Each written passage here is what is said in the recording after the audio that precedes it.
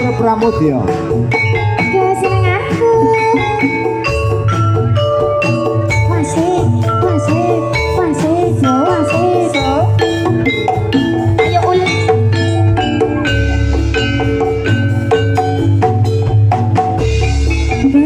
Berasane ati kang nanda sing tinggal hanya aku kowe laku tresna.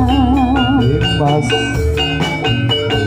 ya jalo ojo selek katresnan pancene tresno kuwi akeh pacoban.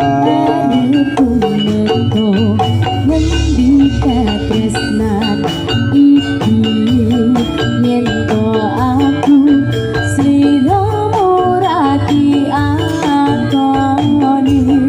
Senajan donya ra bisa nampa bakal tak jaga yen durung kapisah mereka kuwasa.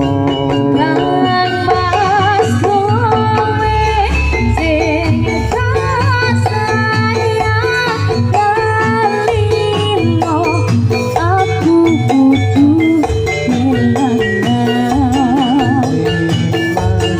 Musti kaneng ati dong aku siji tresno iki abadi.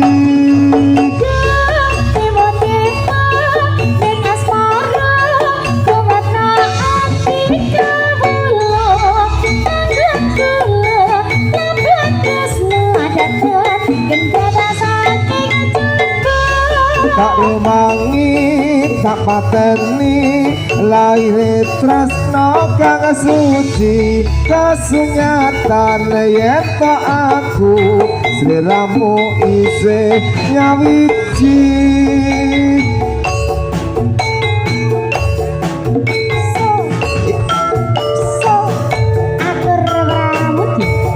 Sak sasi Enak mas.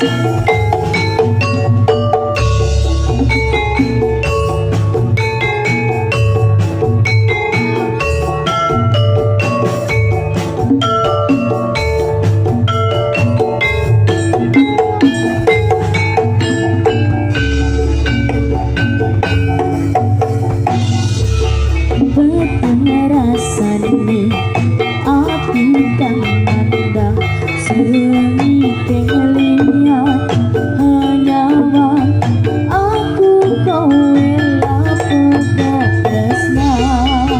Mas wong ayu tak jaluk ojo seleh katresnan pancene tresno kuwi akeh pacoban. Arepku meko ngendi katresnan iki yen to aku sliramu rati akoni.